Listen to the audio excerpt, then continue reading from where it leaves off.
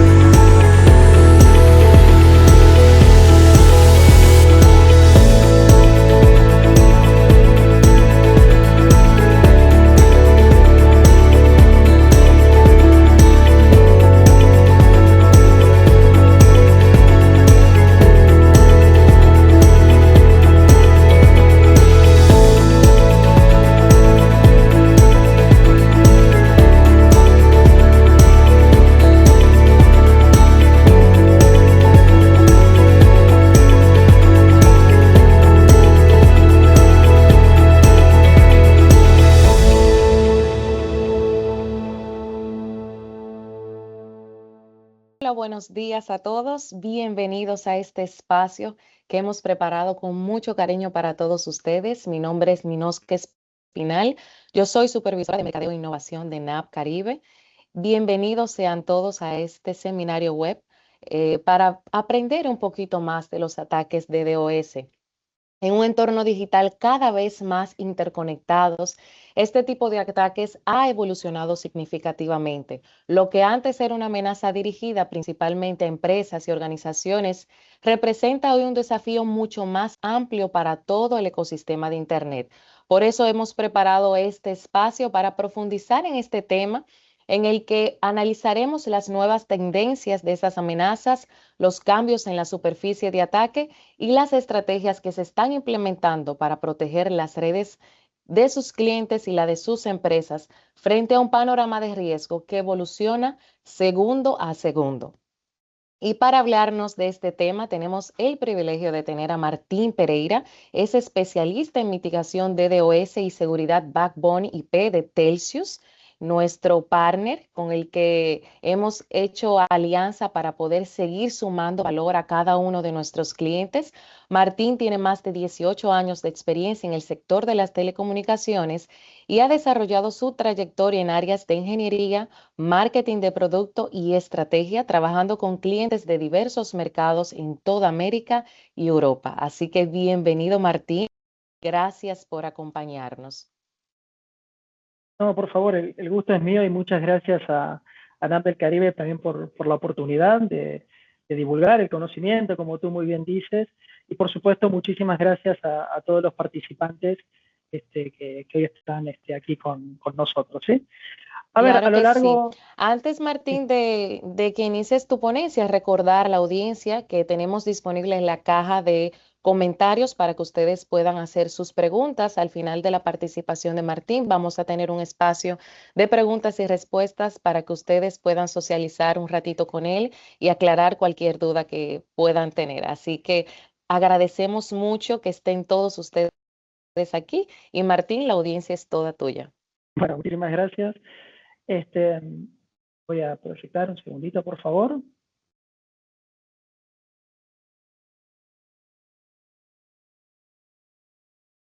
Muy bien. Ahí estamos.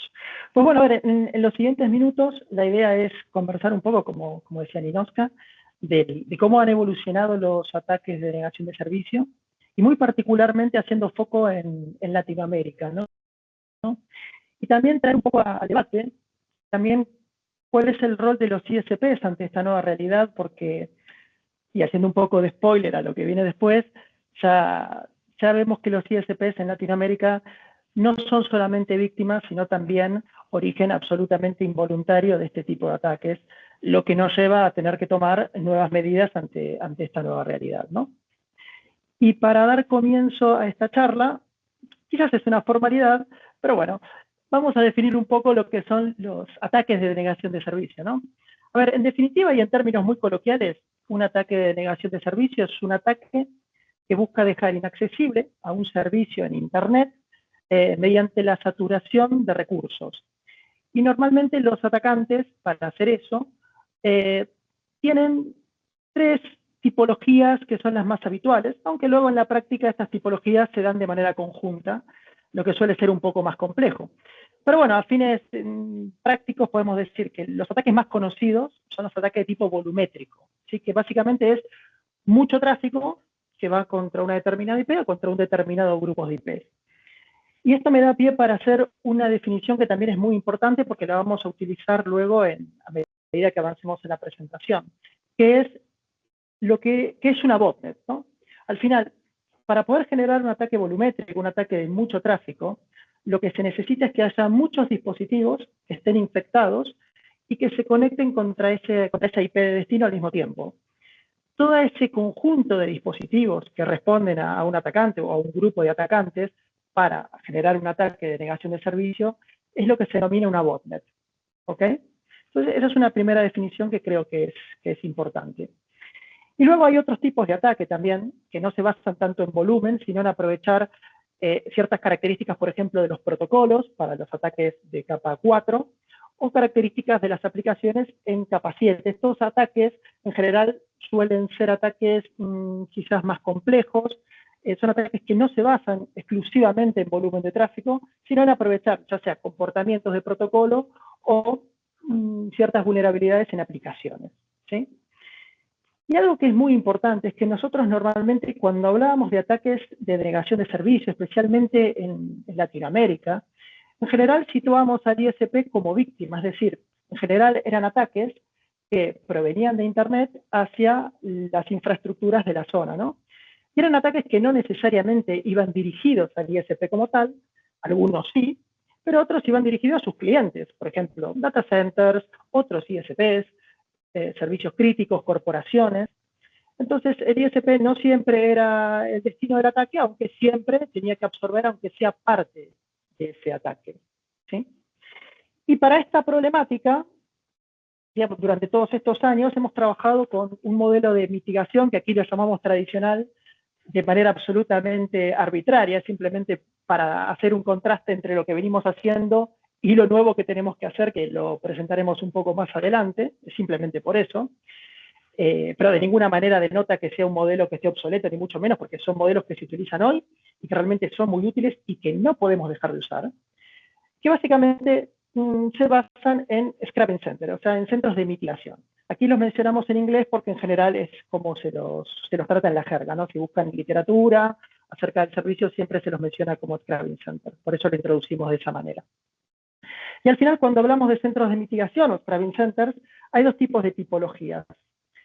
Una que es, y aquí voy a permitirme ver si puedo poner algún punterito, una que es la inline o always on, en la cual el tráfico el 100% del tiempo pasa por los mitigadores.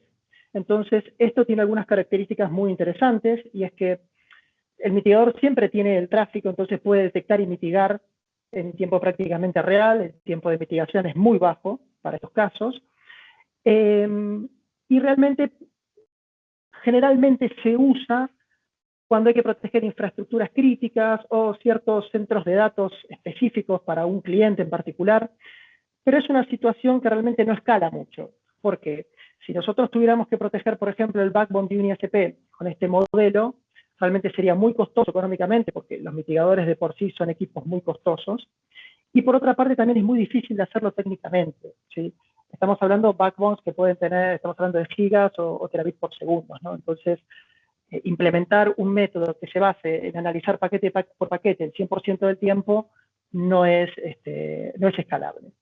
Entonces, el modelo que realmente más se utiliza actualmente es el modelo out of path, que se basa en, esto lo voy a explicar con más detalle aquí, se basa en separar lo que es el plano de detección del plano de mitigación. Es decir, en tiempo de paz, es decir, en ausencia de ataque, esto también forma parte un poco de la jerga del servicio, lo que se hace es que el tráfico circula por la red por su camino habitual. No se agrega ningún tipo de latencia, ningún tipo de desvío. El tráfico se entrega desde Internet hacia el cliente.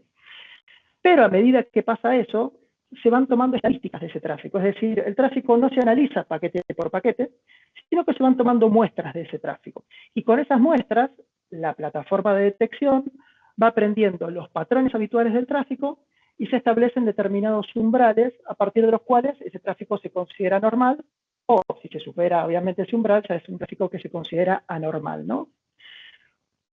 Cuando el tráfico real empieza a superar los umbrales que se han establecido, pues entonces ahí sí se genera una alerta y el tráfico solamente en esa circunstancia se desvía hacia los scrubbing centers, hacia los centros de mitigación. Entonces, la mitigación no está activa el 100% del tiempo, sino que solamente se activa cuando hay alguna anomalía en el tráfico que lo amerite, ¿sí? Por eso se llama un mecanismo out of path. Tú estás detectando de manera pasiva y cuando necesitas analizar ese tráfico porque hay alguna anomalía de la red, solamente ahí lo derivas hacia los scrubbing centers. Entonces, este realmente es el método más habitual de mitigación, porque es el método más escalable, el método que económicamente tiene más sentido y que además es muy eficaz. Sí, esto también es importante, porque si tuviera económicamente sentido, pero no nos permitiría mitigar los ataques, de poco nos valdría. Pero bueno, entre sus fortalezas realmente se destaca la escalabilidad, es centralizado, es decir, tú no necesitas poner un sinfín de scrubbing centers para poder mitigar con este mecanismo, sino que poniendo algunos scrubbing centers estratégicamente, digamos, ubicados dentro de tu red, ya puedes mitigar un ataque que ocurre en tu backbone. Y además es muy eficaz porque realmente para los ataques de capa 3 y capa 4 funciona muy bien, ¿sí? Es cierto, y para aquellos que tengan más conocimientos técnicos, lo podemos mencionar, este mecanismo en general funciona bien para ataques de hasta capa 3, capa 4. En general son ataques más bien volumétricos los que se mitigan con este mecanismo. Para ataques de capa 7, en general, se opta casi siempre por el mecanismo always on, por una mitigación inline, ¿sí? Eso también es una diferenciación. Pero bueno, en general, para lidiar con los ataques volumétricos, en general siempre se va por el método de out of path. ¿Y qué pasa? Realmente no es que este método sea obsoleto, ni mucho menos, porque de hecho es un método que se sigue usando ampliamente en la industria y que es muy valioso y que de hecho va evolucionando constantemente. Lo que está ocurriendo es que están sucediendo una serie de cuestiones que tenemos que entender porque está cambiando el escenario, y muy especialmente en Latinoamérica. En otros mercados quizás esto ya ocurrió hace unos años, pero esto es absolutamente novedoso para Latinoamérica porque son cuestiones que estamos viendo desde finales de 2025 y todo lo que va de 2026. Y estas cuestiones son, hay una explosión de dispositivos conectados, eso no es una novedad para nadie, ¿no? Muchos de esos dispositivos que están conectados tienen medidas de seguridad que son al menos precarias, ¿sí? Especialmente ciertos dispositivos IoT, que ya todos sabemos que, bueno, muchas veces tienen vulnerabilidades y algunas de ellas bastante serias. Los ataques están siendo cada vez más sofisticados. Sobre todo en Latinoamérica sabemos ataques de tipo carpet bombing, ¿sí? Que están generando muchos problemas. ¿Qué es un ataque de tipo carpet bombing? Permítanme que me detenga un poquito en esto. Un ataque de denegación de servicio tradicional normalmente va contra una o un conjunto muy definido de direcciones IP. Por ejemplo, quiero atacar a un servidor de home banking o quiero atacar a un sitio de e-commerce, un Black Friday, para generar un perjuicio a ese sitio, ¿no?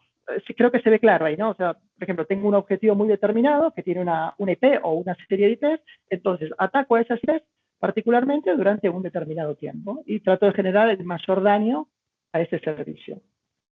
Ese es un ataque, digamos, de los más tradicionales. Sin embargo, en Latinoamérica hemos visto, hace un tiempo, estamos viendo, mejor dicho, ataques que son de tipo carpet bombing. ¿Qué significa esto? Que ya no es que se ataca con mucho tráfico a una IP, sino que se ataca con poco tráfico a muchas IPs. ¿Sí? Por ejemplo, si un atacante va a atacar con 100 gigas, tiene la posibilidad de atacar 100 gigas a una sola IP. Eso sería un ataque más tradicional. Un ataque carpet bombing sería que esos 100 gigas, en lugar de ir contra una única IP, vaya, por ejemplo, contra 100 o 200 IPs al mismo tiempo. Entonces, ¿qué cambia? Pues cambia bastante, porque esa lógica de ataque se hace para vulnerar a las plataformas de detección, que normalmente ven el tráfico a nivel de host. Entonces, no es lo mismo para una plataforma de detección ver 100 gigas contra un IP que de repente ver que un IP tiene un pico de 1 giga y que el IP al lado tiene un pico de 2 gigas y así sucesivamente. Son ataques mucho más difíciles de detectar, aunque finalmente el daño que hacen sobre el vínculo IP es el mismo, porque los 100 gigas terminan siendo los mismos, ¿sí? Entonces, estos ataques son muy complicados y nos han obligado a todos a desarrollar nuevas estrategias de defensa para poder detectar esos ataques y poder reaccionar a tiempo. Y no solo eso, sino que además los combinan con lo que se llama hit and run, es decir, atacan durante muy poco tiempo a unas determinadas IPs, digamos 5 minutos, a los 5 minutos dejan de atacar ese conjunto de IPs y empiezan a atacar al siguiente grupo. Luego de 5 minutos pasan a otro grupo más. Entonces, todos esos tipos de ataque o todas esas configuraciones de ataque que hacen los atacantes, valga la redundancia, es justamente para vulnerar los mecanismos de mitigación tradicional. Ellos evidentemente los han estudiado, los conocen y buscan la forma de tratar de pasar por encima de ellos. Es la lógica que tiene este día a día, ¿no? Nosotros vamos tratando de mejorar, ellos van tratando de mejorar también sus ataques, ¿no? Y entonces, contra esa nueva lógica hay que desarrollar nuevos mecanismos para poder lidiar específicamente contra esos nuevos tipos de ataques que lamentablemente estamos viendo y vemos mucho en Latinoamérica. Y la otra cuestión que está muy latente, sobre todo desde fines del año pasado, es que están apareciendo nuevas botnets, quizás la más conocida es Aizuro, que puede ser que la hayan oído porque salió en la prensa, que se están distribuyendo de forma muy masiva y se ha detectado que se han distribuido de forma muy extensiva por Latinoamérica, ¿sí? ¿Cómo lo han hecho? Pues han aprovechado fallas o vulnerabilidades en ciertos dispositivos que están conectados en las redes para infectarlos y empezar a generar ataques, en este caso desde Latinoamérica hacia el mundo. Y eso es algo novedoso porque, volviendo un poco a lo que comentábamos al principio, normalmente Latinoamérica era, digamos, era siempre un objetivo de ataque y no tanto un origen de esos ataques. Pero eso está cambiando y está cambiando radicalmente. Entonces, eso también nos obliga a tomar nuevas medidas, porque ya no es solamente analizar el tráfico destino hacia nuestras redes, sino que ahora también tenemos que empezar a ver cuál es el tráfico que sale de nuestras redes y que puede estar causando daño a otra parte dentro del ecosistema de Internet, ¿no? Y de eso es lo que vamos a hablar ahora en los siguientes minutos, ¿no? Y eso es lo que creo que, en definitiva, hace un poco a la evolución de los ataques en la región. Y cuando hablamos del ISP como un origen, obviamente, involuntario de los ataques, se nos ocurrieron, digamos, estas 5 cuestiones a tener en cuenta, ¿no? ¿Por qué un ISP puede ser origen de un ataque? Evidentemente nunca lo va a hacer a propósito, pero de manera involuntaria, ¿qué puede pasar? Puede pasar que tenga algún cliente que esté directamente conectado, que esté comprometido, ¿sí? Que tenga dispositivos que estén infectados, y entonces, bueno, evidentemente ese tráfico pasa luego por el ISP y va hacia Internet. La otra cosa que puede pasar es que estas botnets que estamos comentando, que se están propagando con una velocidad absolutamente aterradora por toda Internet, no solamente por Latinoamérica, pero ahora lo estamos viendo por Latinoamérica, haya infectado ciertos dispositivos dentro de la red del ISP.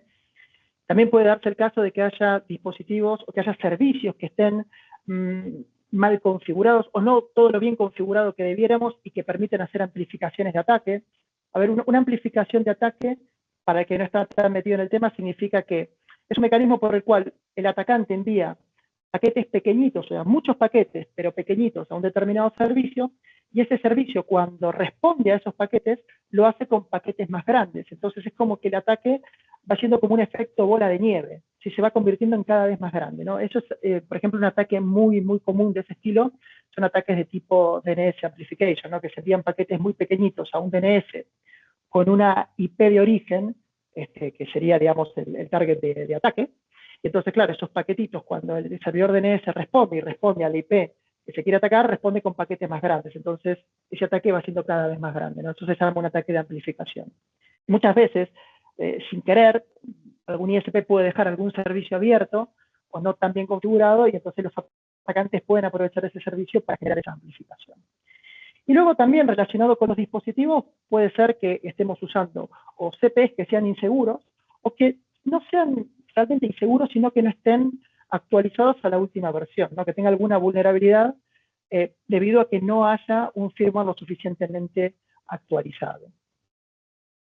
Lo que pasa es que todo esto realmente termina teniendo un impacto en el ISP. A ver, el impacto de un ataque tradicional, es decir, de un ataque que viene desde Internet hacia el ISP, creo que todos nos podemos dar cuenta. Al final, eso te puede saturar la red, puede dejar algún servicio inaccesible para un usuario final. Creo que es bastante fácil de verlo. En definitiva, estás recibiendo mucho tráfico que te satura parte de tu red. Ahora, cuando tú generas tráfico malicioso hacia Internet, eso también genera un perjuicio, no solamente para el tercero que se ve atacado, sino también para ti. Porque, en definitiva, se te pueden saturar los enlaces de salida. Puedes tener congestión en tu red interna. Puedes tener un daño reputacional si de repente en el mercado se empieza a decir de que desde tu red está saliendo tráfico malicioso. Tus IPs pueden entrar en listas negras, si tienes acuerdos de peering pueden degradarse o puedes estar en una situación inconveniente dependiendo de cuál sea tu acuerdo con el tercero. Entonces, son cuestiones que realmente tienen impacto, ¿sí? Nosotros, de nuevo, siempre estamos más acostumbrados a ver el tráfico entrante y los perjuicios que nos genera el tráfico entrante, que eso, lamentablemente, vamos a tener que seguir viéndolo y analizándolo, pero ahora también tenemos que ver esta realidad. Tenemos que cuidar y proteger nuestras redes de que no generen tráfico saliente malicioso, porque eso también nos va a generar problemas, y también es un escenario que tenemos que tener en cuenta. Y también es cierto, y por eso usábamos la palabra tradicional, de manera un poco arbitraria, de que lo que estamos haciendo hoy no es suficiente para esta nueva realidad. Eso lo tenemos que tener totalmente claro. ¿Por qué? Porque en general, cuando hablamos del modelo tradicional, nosotros estamos monitorizando y mitigando el tráfico en sentido entrante a nuestra red, es decir, el tránsito entrante que luego el ISP termina entregando hacia su destino final. ¿Sí? El problema es que ahora también tenemos tráfico saliente y las plataformas de mitigación normalmente nunca actúan sobre el tráfico saliente, actúan sobre el tráfico entrante. Esto es muy importante y permítanme que tome un poquito de agua. Entonces, esta es una nueva realidad y para esto necesitamos nuevas herramientas, que muchas de ellas están disponibles, pero que las tenemos que configurar adecuadamente para poder atender a esta situación. ¿Sí? Entonces aquí vamos a poner qué más podemos hacer, y más está subrayado y en mayúscula un poco a propósito. Aquí, esto es para resaltar que en definitiva, en el mundo de la seguridad, por suerte o desgracia, es muy raro que nosotros con una medida actual podamos dejar de hacer lo que venimos haciendo. Siempre las cosas son adicionales a lo que venimos haciendo. ¿Sí? Entonces, aquí lo que tenemos que tener muy claro es que todas las cosas que vamos a hablar son cuestiones adicionales que tenemos que hacer más allá de lo que ya estamos haciendo para protegernos de los ataques que normalmente venían siempre, ¿no? Entonces aquí de nuevo vamos a ver un poco, vamos a hablar de FlowSpec, vamos a hablar de firmware, de filtrado por comportamiento, de Command and Control, que esto tiene que ver con las botnets, y cómo sería el mecanismo final, que sería tratar de integrar todo esto y buscar algún tipo de automatización, porque ya vamos a ver que si no somos capaces de automatizar, nunca vamos a llegar a tiempo para poder mitigar, ¿no? Entonces, lo primero quizás es lo más evidente, ¿no? Es la importancia del firmware, y ya mencionamos algo de esto, ¿no? Al final, esto empieza a cobrar una importancia absoluta.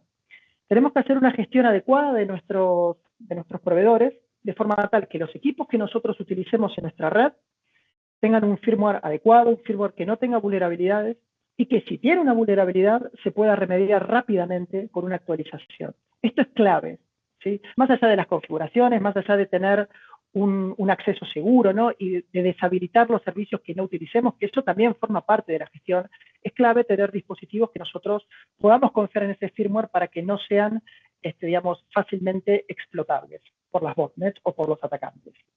Esto es clave. De hecho, hemos visto muchos casos donde realmente el problema residía aquí. El problema residía en que las botnets lograron comprometer una serie de equipos dentro de un determinado ISP. Esos equipos empezaron a generar tráfico saliente malicioso, y el ISP, con solamente actualizar ese equipo, ya logró controlar la causa raíz y, por tanto, solucionar el problema. ¿Sí? Con lo cual, si realmente el problema es ese, que no necesariamente tiene por qué ser ese, pero alguna vez puede serlo, si nosotros somos capaces de resolverlo, pues ya estaremos, digamos, de alguna manera solventando la causa raíz, que al final es lo mejor en este escenario, ¿no? Porque muchas de las medidas que vamos a ver después son medidas más bien de control de daños, ¿sí? Pero muchas veces no ataca la causa raíz, porque muchas veces se desconoce la causa raíz o está fuera del control del ISP. Pero bueno, resumiendo, si el problema es que hay equipos del propio ISP que están siendo vulnerados, evidentemente lo mejor que podemos hacer es intentar actualizar ese firmware para evitar que el malware siga actuando sobre esos equipos. Y por tanto es muy importante gestionar a los proveedores para tener esta posibilidad. ¿Sí? En otros casos no vamos a poder hacer eso porque posiblemente esté fuera de nuestro control o sencillamente no sea la causa raíz del problema. Entonces, en ese caso, empieza a cobrar mucha importancia FlowSpec. A ver, FlowSpec es una extensión de BGP. Y aquí no me quiero poner muy técnico, pero un poquito voy a tener que meterme en cuestiones un poco más detalladas, al menos técnicamente, ¿no? Nosotros, en cualquier enlace IP, y esto creo que es algo habitual en todos los proveedores de servicios, es muy normal tener black hole routing, ¿no? Como parte de los servicios IP. ¿Qué es el black hole routing? El black hole routing es decir, mira, si a mí me están atacando a una determinada dirección IP y eso está generando que se me sature todo un vínculo, yo lo que hago es aplicar black hole routing, es decir, descartar todo el tráfico que va contra esa dirección IP en pos de salvar el resto de las IPs para que el resto de las IPs puedan seguir navegando o proveyendo el servicio que tengan que proveer. No es como que asumo que tengo que descartar el tráfico de una determinada IP para salvar el resto, ¿no? Eso es una medida que está hace muchísimos años, que casi todos los proveedores de Internet proveemos, valga la redundancia, con nuestros vínculos IP, pero en definitiva es una medida que tiene su utilidad, pero que por otra parte es el éxito total del ataque, porque en definitiva un ataque lo que busca es dejar indisponible el servicio que brinda una IP. Y si yo aplico Black Hole Routing sobre esa IP, es que estoy logrando justamente ese cometido al 100%, porque esa IP no va a poder traficar. ¿Sí? Entonces, Black Hole Routing, digamos, es algo que se utiliza habitualmente en las redes, y es en definitiva un mecanismo de último recurso. Es decir, cuando ya no queda más nada, pues se aplica Black Hole Routing y, bueno, de nuevo, se sacrifica el tráfico de esa IP en pos del bien común del resto de las IPs, ¿no? Si se quiere. FlowSpec viene a ser como la evolución del Black Hole Routing. ¿Sí? Por lo menos así me gusta verlo a mí. ¿Y por qué digo que es la evolución de Black Hole Routing? Porque es mucho más quirúrgico. La primera característica saliente de FlowSpec que nos va a servir para analizar este caso es que permite hacer match por IP origen e IP destino. Es decir, permite aplicar reglas de filtrado, ya sea por tráfico que es entrante a nuestra red, como tráfico que es saliente desde nuestra red. Eso es muy importante. ¿Por qué? Porque ya pueden empezar a imaginarse que si en realidad yo conozco de alguna manera cuáles son las IPs origen en mi red que están generando ese tráfico malicioso, con FlowSpec yo puedo tomar acciones de filtrado sobre esas IPs. Eso es muy importante. Eso es una característica fundamental de FlowSpec en la aplicación que estamos viendo. Y la otra cosa que es muy importante es que permite no solamente actuar sobre el tráfico total, sino que permite filtrar por puertos, por protocolo, por flag, etc. O sea, digamos, toda la definición de FlowSpec no viene a esta charla, ¿no? pero es bastante extensa, permite actuar sobre porciones de tráfico, no sobre tráfico completo. Y además, otra cosa muy interesante es que permite hacer un drop, es decir, descartar todo ese tráfico, pero no solamente eso, también permite hacer un rate limit, es decir, disminuir o limitar el ancho de banda que va a circular por la red de un determinado tipo de tráfico, o bien redirigirlo, que esto normalmente tiene su sentido cuando se combina FlowSpec, por ejemplo, con un mitigador. Es decir, yo quiero que determinado tráfico se redirija, por ejemplo, hacia un mitigador. En ese caso, redirect puede tener sentido. Por poner un ejemplo, imaginemos que estamos recibiendo tráfico UDP que es totalmente anómalo en nuestra red. ¿Sí? Mi propia red o a un cliente. Un tráfico UDP que no es habitual y que es mucho. ¿Qué podemos hacer con FlowSpec? Si el tráfico va hacia una IP dentro de mi red, lo que yo puedo hacer es una regla que diga todo el tráfico UDP, no el tráfico total, todo el tráfico UDP que vaya contra esta IP, contra mi IP, voy a descartarlo. O voy a aplicar un rate limit. Todo el tráfico UDP que vaya contra esta IP no va a circular más de 2 gigas. Todo lo que supere 2 gigas lo voy a descartar. Entonces, esto ya empieza a ser muy interesante, porque así como lo estoy aplicando en una lógica entrante, también lo puedo aplicar con una lógica saliente. Es decir, si yo sé que hay una IP que me está generando tráfico UDP anómalo, ¿sí? Contra un peering o contra otra parte de mi red, yo puedo decir, todo el tráfico que venga de esta IP, que sea UDP, yo lo puedo descartar o puedo aplicar un rate limit. Entonces, así ya empiezo a controlar el problema. Está bien, quizás no estoy atacando la causa raíz porque quizás no puedo atacar la causa raíz o la desconozco, pero por lo menos estoy conteniendo el problema dentro de la red. Estoy evitando que ese tráfico genere saturaciones o genere mayores inconvenientes. Entonces, FlowSpec empieza a ser algo muy interesante. Y aquí lo vemos en un modelo un poco más general, porque al final, para el tráfico entrante, otra característica muy interesante que puede tener FlowSpec es que nos permite también aplicar capas de mitigación. ¿Sí? Por ejemplo, volviendo al ejemplo anterior, si hay un ataque volumétrico muy grande, ¿sí?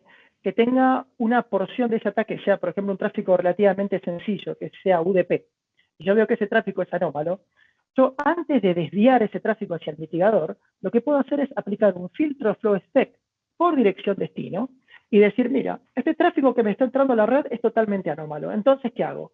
Por ejemplo, o hago un drop de ese tráfico, digamos, UDP, o hago un rate limit de forma tal que ese ataque ya entre más pequeñito a mi backbone, sea más fácil de gestionar y también sea menos nocivo para el mitigador, es decir, que el mitigador lo pueda manejar mucho más fácilmente. Y el mitigador ya se centre en escalar, digamos, paquete por paquete, aquello que necesite investigar o que sea un ataque un poco más complejo.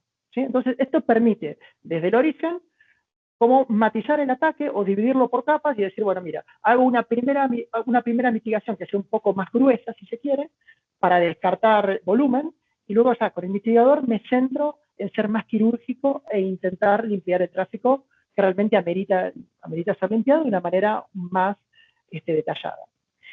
Y del lado saliente, lo que me permite FlowSpec, como ya mencionamos, es mitigar por IP de origen.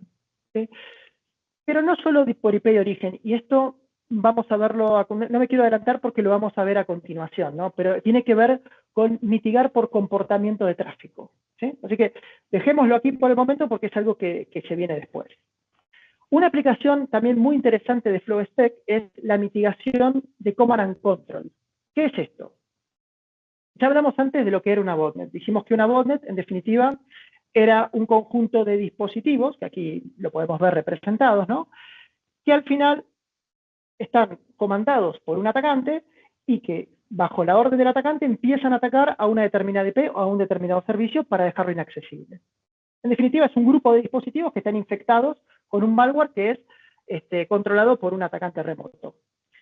Entonces, si nosotros somos capaces de conocer desde qué IPs ese atacante está lanzando los ataques, podemos bloquear la señal de Go, es decir, podemos, digamos, bloquear el Command and Control, que se llama técnicamente, que es básicamente la orden que da el atacante para que los dispositivos empiecen a atacar.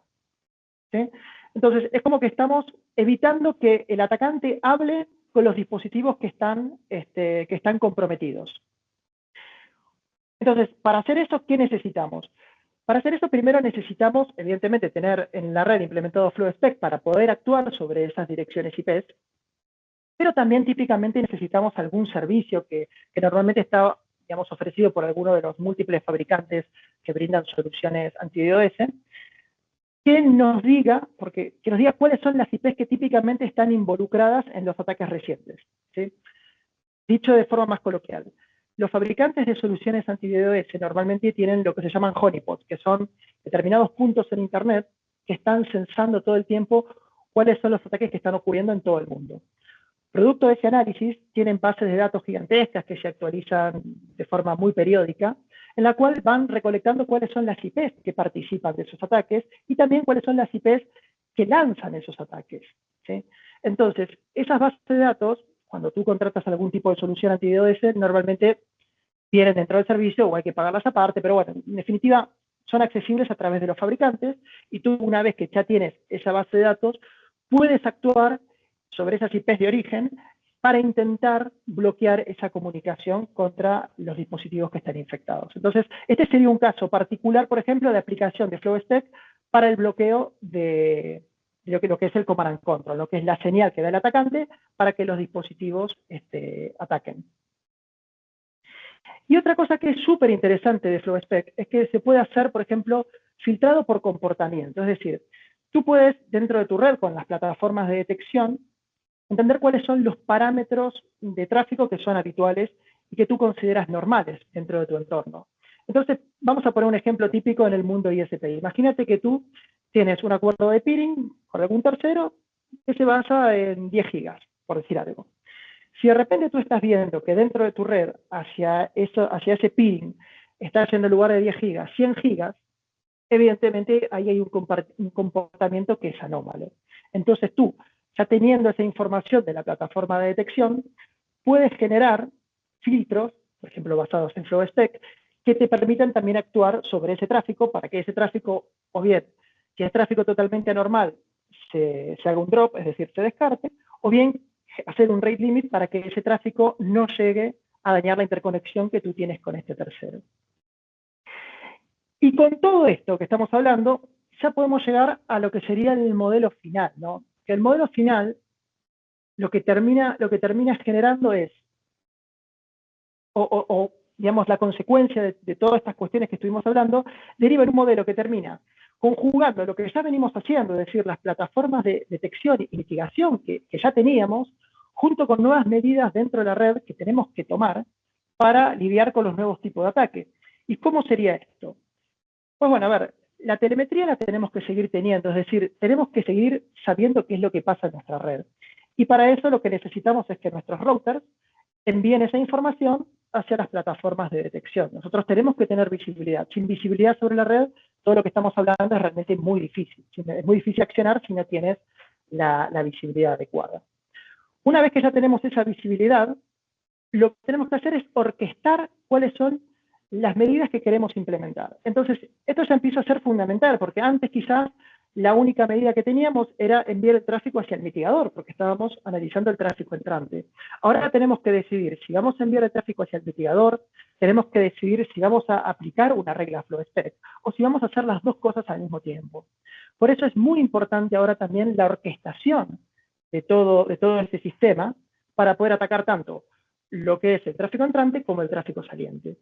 Y por último, tenemos que hacer propiamente la mitigación, es decir, que esa orquestación derive en Scrubbing Center para lo que es la mitigación del tráfico entrante, y también en la generación de reglas FlowSpec que nos permitan trabajar sobre el tráfico saliente. ¿Sí? Ese sería un poco el modelo completo. Y al final, si este modelo no está medianamente automatizado, es realmente muy complicado. ¿Por qué?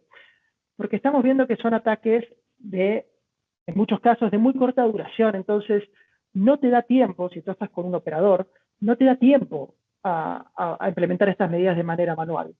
¿Sí? Por eso hablamos de una integración, pero también de una automatización. ¿Sí?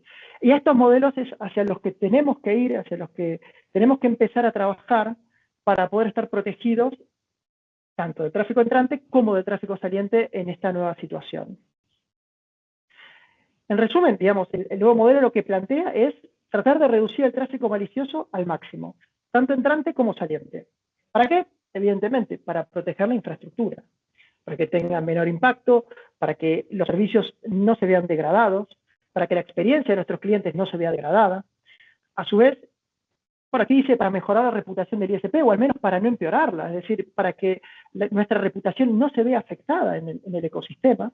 Es necesario tomar estas medidas por todo lo que ya vimos antes. Y por otra parte también para no, digamos, transportar ese tráfico de manera innecesaria en nuestras redes. Al final, nosotros en nuestro día a día, si empezamos a traficar este tráfico malicioso por nuestras redes, que ya sabemos que es malicioso, estamos utilizando recursos que son muy valiosos para proveer servicios a nuestros clientes, que los estamos malgastando. ¿Sí? Entonces, mientras antes podamos lidiar con este tráfico, mejor. Y por supuesto, esto nos va a permitir también tener mitigaciones más rápidas y más eficientes. Y como conclusión de esta charla, yo creo que, digamos así como mensajes claves, ¿no? Creo que es importante mencionar que, evidentemente, los ataques han evolucionado y van a seguir evolucionando. Eso es una realidad. Y en el mundo de la seguridad, como ya mencionamos antes, ahora estamos preocupados por este tipo de ataques, por este escenario, pero seguramente en no mucho tiempo vamos a estar hablando de la nueva ola de ataques y las nuevas cosas que tendremos que hacer, y lamentablemente es así. ¿Sí? Lamentablemente es así. La otra cosa que creo que está clara, sobre todo en el entorno de Latinoamérica, es que los ISP ya no solo son víctimas, lamentablemente ya de manera absolutamente involuntaria, por supuesto, ya estamos viendo tráfico malicioso que se genera desde Latinoamérica y que además es tráfico, digamos, no menor. Es un volumen de tráfico bastante importante. Con lo cual, eso nos lleva a establecer aquí que el origen es el nuevo campo de batalla. Y de nuevo, no porque el destino, no porque el tráfico entrante haya dejado de existir, porque también está, sino porque ahora se agrega también el tráfico de origen, es decir, el tráfico que sale desde nuestra red. Y en este sentido, FlowSpec pasa a ser una herramienta relevante. ¿Por qué? Porque es algo que tenemos disponible, es algo que se aplica directamente en los routers de red, y que en definitiva nos permite disminuir los efectos. Quizás no nos permita atacar la causa raíz, no nos permita solucionar el problema de raíz, pero sí nos permite hacer un control del daño. ¿Sí? Y la otra cosa que estamos viendo es que la defensa tiene que ser inteligente y tiene que ser automática en muchos casos, porque si no, o al menos tener algún nivel de automatismo, si no es 100% automática, porque si no es que no vamos a hacer a tiempo. Imagínate tener que mitigar por origen con una base de datos que recibes por ejemplo, de tu proveedor, de la solución anti-DDoS, y tener que poner las IPs a mano. Es que no escala. Es que no escala. Entonces, ese tipo de cuestiones tienen que estar automatizadas para que esto realmente sea eficiente. Estos eran los mensajes que al menos nosotros queríamos compartir, queríamos poner sobre la mesa. Espero que hayan sido de interés. Y ahora vamos a dejar unos minutos para poder compartir, que nos hagan preguntas e intentar responderlas de la mejor forma posible. Así que no sé si hay alguna consultita. Yo aquí no veo el chat, así que si alguien me puede decir, Claro, lo atacamos. claro que sí, Martín. Por aquí tenemos una preguntita. ¿Cuál entiendes que es la responsabilidad de los ISPs de darle visibilidad de la telemetría a los usuarios? Ese es un tema bastante sensible, ¿no? Porque al final,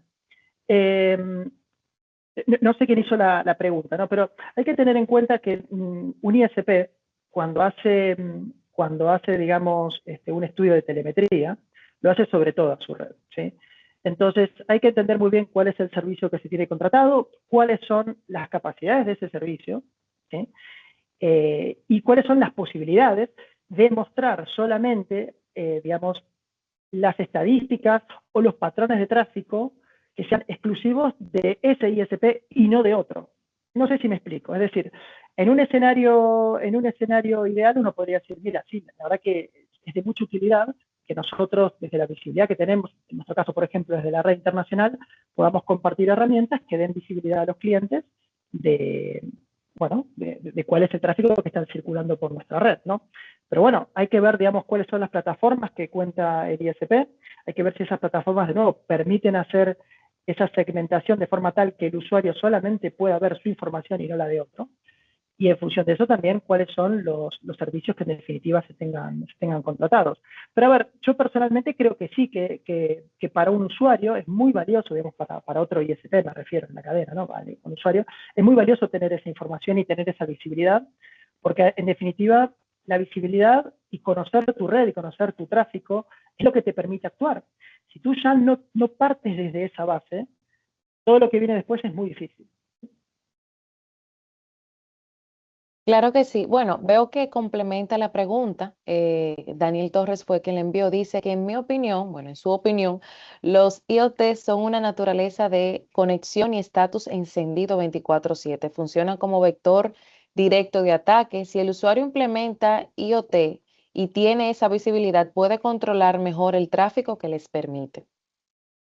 No, a ver, en general cuando nosotros hablamos ahí de visibilidad, no es que hablamos de dar visibilidad al usuario final, ¿sí? Nosotros no podemos asumir que el usuario final realmente sea un usuario técnico que tenga capacidad de entender, digamos, qué tráfico está generando y cómo lo está generando, ¿sí?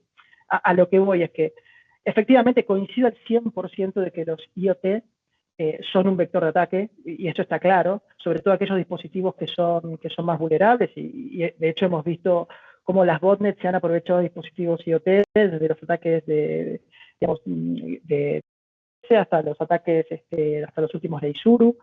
Al final, ¿cómo se llamaba? Perdón, se me fue el nombre de la botnet. Mirai, de Mirai y las últimas de Isuru, ¿sí? Y entonces, al final, sí, efectivamente, esos son un vector de ataque muy, muy importante. Pero al final, lo que también puede pasar es que el usuario final esté infectado y no lo sepa, y esté generando ese tráfico sin saberlo. Por ejemplo, cuando fue lo de la botnet Mirai, habían infectado muchísimas cámaras IP. Imagínate que el usuario final realmente no sabía que estaba infectado. El usuario estaba utilizando su cámara IP y sin saberlo estaba generando un tráfico malicioso que, sumado a muchísimos dispositivos adicionales que estaban siendo conectados, generaban ese problema, ¿no?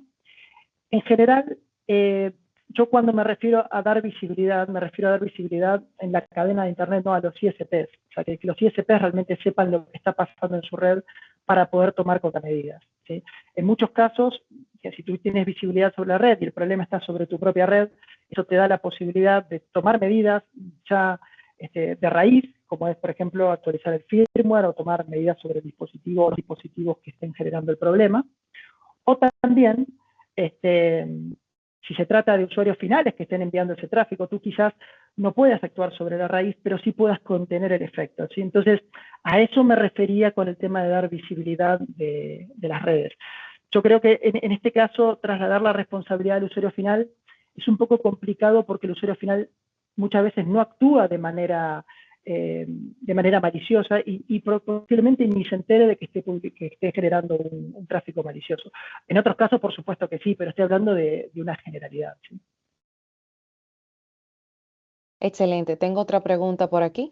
¿Podría explicar qué es el tráfico UDP? Sí, a ver, eso, digamos, son distintos protocolos que se utilizan en Internet. ¿Sí?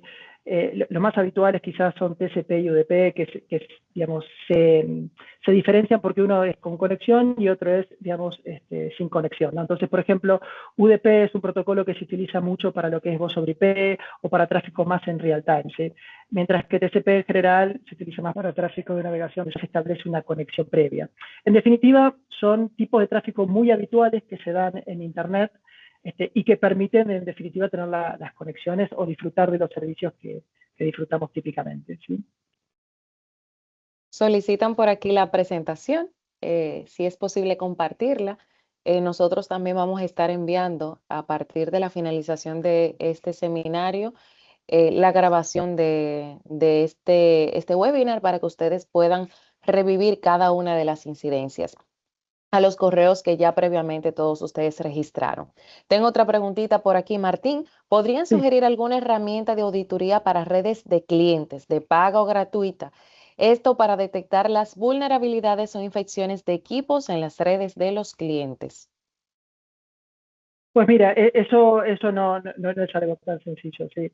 Al final, nosotros en general, siendo ISPs, lo que más podemos actuar sobre el tráfico que vemos en nuestras propias redes, ¿sí? En tratar de tener visibilidad sobre el tráfico que está entrando hacia nuestra red e intentar detectar justamente ese tráfico malicioso donde está viniendo, ¿sí? Y en ese sentido hay muchísimas herramientas que permiten hacer esa visibilidad de tráfico. Por ejemplo, herramientas así de monitorización de red, es que hay infinitas. En general, las que yo más conozco, sinceramente, son de pago, pero son, digamos, los sospechosos de siempre, como quien dice, ¿no? Al final tú tienes Arbor, puedes tener Radware, puedes tener Corero, bueno, es que hay tantas. Puedes tener también, por ejemplo, Nokia, Deepfield, Kentic. O sea, son muchas herramientas que en definitiva te permiten hacer una monitorización de la red, ¿sí? Y en función de eso tener visibilidad del tráfico y luego tomar las contramedidas. Ya herramientas que permiten hacer escaneo sobre redes de usuarios, sinceramente preferiría no entrar ahí. Un terreno minado, ¿verdad que sí? Tengo otra preguntita, Martín, que nos llega por otro de nuestros canales digitales. ¿Qué medidas deberían implementar las empresas para complementar la protección que ofrecen sus proveedores de conectividad frente a este tipo de amenazas? Bueno, a ver, una medida que toman típicamente las empresas, y esto es un caso bastante común, tiene que ver con la mitigación a nivel de capa 7, ¿sí? Es decir, típicamente nosotros como service provider solemos ofrecer una muy buena protección a nivel de capa 3, capa 4, ¿sí? Es decir, de lo que serían ataques volumétricos, básicamente, ¿sí? Para ponerlo en contexto. ¿Por qué? Porque básicamente tenemos el backup suficiente para gestionar esos ataques y luego poder tomar medidas de mitigación como las que estuvimos viendo durante esta conversación, ¿sí? ¿Qué pasa? Cuando se tienen ataques de capa 7, no es que la tecnología que utilicemos no permite mitigar esos ataques, porque sí que lo permite. Pero, en general, la mayor parte del tráfico, al menos en Internet, en la red internacional, o en las redes locales, está encriptada. Entonces, llegar al payload de capa 7 en una red internacional o una red abierta de Internet es realmente muy complejo hoy en día. Entonces, hay ciertas empresas, sobre todo de gobierno o entidades financieras, particularmente los bancos, que suelen implementar cajas locales que hacen mitigaciones inline, o en el caso también de Web Application Firewall, los WAF, ¿no? Para llegar hasta capa 7, que lo que hacen es complementan lo que es la protección volumétrica, la protección en capa 3.4, con, digamos, el análisis de capa 7. Y lo hacen en un entorno que en general es on-premise, en general es dentro de su oficina, su data center, y lo que hacen es desencriptar el tráfico dentro de la caja o ya analizar el tráfico desencriptado, de forma tal que realmente puedan llegar hasta la capa 7, tener visibilidad de lo que está pasando allí y en función de eso mitigar. Nosotros cuando operamos a nivel de una red internacional o una red local mismo, en general ese análisis no lo podemos hacer, o sea, los mitigadores para hacerlo, pero ese tráfico está encriptado. Entonces, realmente para poder leer el payload de ese paquete es más difícil para nuestro caso, y obviamente nadie te va a dar un certificado para que tú desencriptes ese tráfico y lo analices. Eso en general se da ya on-premise. Entonces, esa suele ser una medida complementaria de los servicios, si se quiere, más cloud, que suelen implementar las empresas. Tengo otra pregunta. ¿Qué herramientas de orquestación recomienda? ¿Debería de ser una herramienta de desarrollo propio? Me imagino que quizá va en la línea de la respuesta anterior. A ver, no necesariamente tiene que ser de desarrollo propio. Todo depende de qué herramientas también ya estés utilizando, ¿sí? En general, las marcas que mencionamos antes permiten ya un cierto nivel de automatización, porque ellos proveen ya soluciones anti-DDoS completas, entonces te permiten algún nivel de automatización dentro de la propia herramienta. Si tú de repente utilizas distintas herramientas o herramientas de distintas marcas, por ejemplo, para una herramienta para la detección y otra herramienta para la mitigación, es posible que o tengas que hacer algún pequeño desarrollo, algún pequeño orquestador que te permita tomar esos logs de las plataformas y en función de eso gestionarlo. A ver, es muy difícil recomendar hacer un desarrollo propio sin tener más contexto de la compañía. En principio te diría, ya hay soluciones comerciales que lo resuelven y que lo resuelven muy bien. No todas de ellas, sinceramente, son económicas, pero existen. Y dependiendo lo que tengas y el presupuesto también que puedas dedicar a eso, pues bueno, tendrás que ver si puedes ir a una plataforma de pago o tendrás que hacer algún desarrollo. También un tema muy importante que no mencioné antes y que me parece que es interesante en base a esta pregunta, ¿no? Nosotros, por ejemplo, a lo largo de la charla, digamos, comentamos el tema de aplicar reglas FlowSpec, ¿no? Y realmente FlowSpec es una herramienta muy, muy interesante, pero también es cierto que tiene una limitación que tiene que ver con la capacidad de los propios routers de gestionar las reglas. Es decir, nosotros en un entorno, digamos, tú tienes una red, ¿no? Una red IP con distintos routers, ¿no? Entonces, tú no puedes generar reglas reglas FlowSpec infinitas y aplicárselas a todos los routers, porque va a llegar un momento que esos routers no van a ser capaces de aplicar esas reglas, ¿no? No van a tener, digamos, la suficiente capacidad de implementar todas esas reglas. Entonces, también es muy importante a la hora de orquestar, hacerlo de manera inteligente, de manera prudente, porque esto no se trata de generar reglas FlowSpec, digamos, de manera ilimitada, sino que hay que hacerlo con una cierta inteligencia, hay que hacerlo con prudencia, porque si no, si uno empieza a lanzar reglas FlowSpec a los routers, digamos, por cada IP de origen, por ejemplo, que alguien dice que pueda ser maliciosa, lo que puede pasar es que termines saturando tú a los routers por enviar tantas reglas FlowSpec. Entonces ahí, en el diseño de estas soluciones, no solamente hay que tener en cuenta el orquestador, sino que hay que tener en cuenta cuál es la capacidad de los routers para soportar todas esas reglas FlowSpec y hacer un dimensionamiento total de la red. Por eso quizás pido disculpas si es que las respuestas no son tan específicas, porque es que realmente depende mucho, o sea, esto no es sencillo. Estamos hablando de cuestiones sencillas, es una cuestión de diseño, donde hay que tener en cuenta muchos parámetros para que la implementación sea exitosa. Entonces, por supuesto que tenemos que orquestar, pero siempre con precaución y teniendo en cuenta cuáles son las limitaciones de nuestra red, porque, bueno, los routers soportan hasta un número finito de reglas FlowSpec y eso hay que configurarlo muy bien, ¿no? Y otra cosa que también es muy interesante de los orquestadores, y si alguien está interesado en buscar orquestadores, tiene que preguntar, es la capacidad de unificar reglas. Es decir, si de repente estoy viendo, por ejemplo, que hay reglas que van con un determinado grupo de IPs, ver la forma de aplicar reglas a un rango y no una regla por cada IP. Ese tipo de cosas, ese tipo de agregaciones son sumamente importantes para no terminar saturando a los equipos, ¿sí? Eso es muy importante. Así que agradezco la pregunta para hacer esta aclaración. Excelente. Tengo una última pregunta por aquí. En nuestra red de ISP registramos mucho tráfico de IC, MP en nuestros routers a nivel de Edge y agregación. ¿Recomiendan bloquear este tipo de tráfico en su totalidad o qué recomendaciones pueden dar a los ISP? Si está recibiendo mucho tráfico ICMP y es anómalo, evidentemente puede ser una situación de ataque. A ver, sinceramente no lo puedo afirmar categóricamente. Es un tema que habría que analizar, habría que ver los históricos, habría que ver desde cuándo se tiene ese ataque, ese tráfico y ese ICMP, y entender el porqué de esa evolución, ¿sí? A ver, esto no se trata de descartar el tráfico, digamos, de manera masiva. Lo que tenemos que intentar hacer es llegar a la causa, ¿sí? Investigar un poco por qué tenemos ese tráfico y en función de eso ver qué contramedidas podemos hacer. Si, por ejemplo, ¿cuál podría ser un acercamiento? Si de repente estamos viendo que hace un tiempo teníamos un determinado tráfico de ICMP y ahora estamos teniendo un tráfico mucho mayor, uno podría decir, bueno, esto es algo que en principio puede ser anormal, pero a ver, ese tráfico está afectando mi red, está generando algún perjuicio, está dentro, o sea, creció pero está dentro de la normalidad o está creciendo de manera desmedida.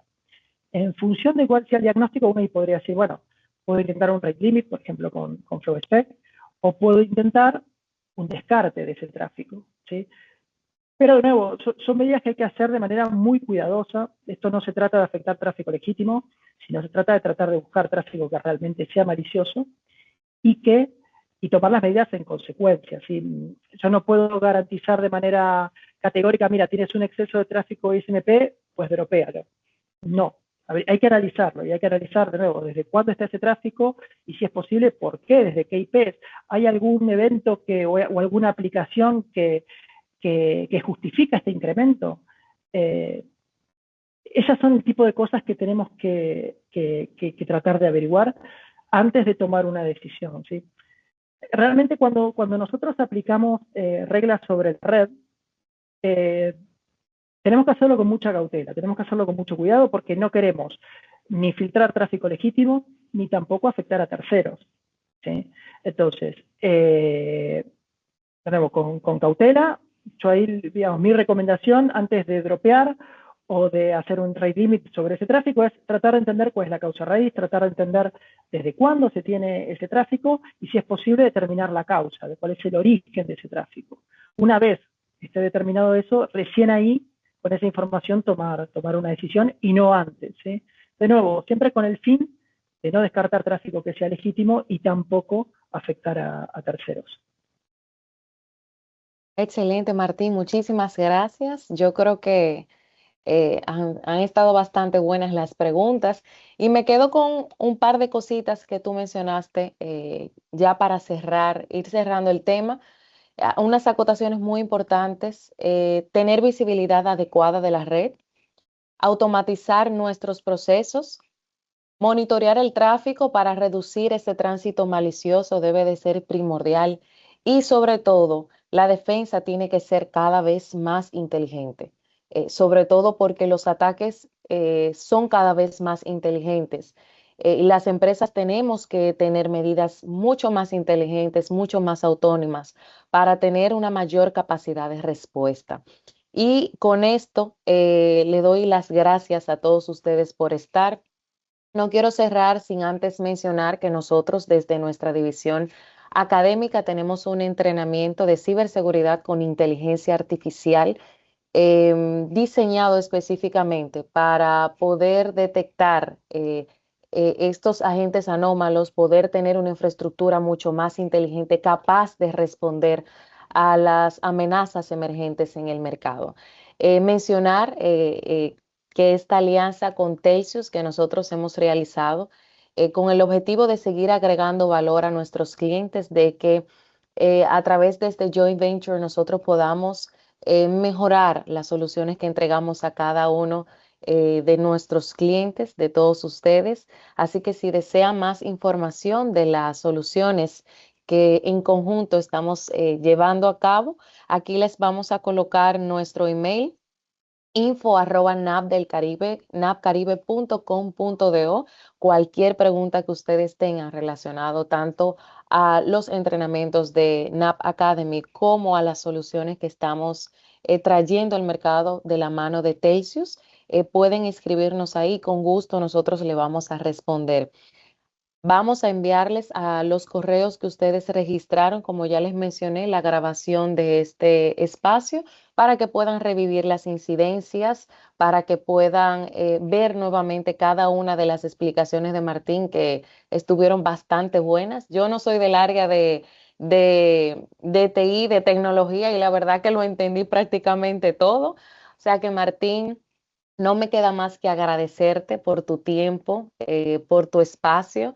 La verdad que fue bastante valioso el contenido que compartiste con toda la audiencia. Y nada, estamos muy agradecidos de el contenido que has traído aquí a la mesa, y entiendo que ha sido de provecho para todos los que están aquí en la sala. Muchísimas gracias. No, por favor, muchas gracias a ti, muchas gracias a NAP del Caribe y por supuesto a todos los participantes. Gracias a todos y que tengan feliz resto del día.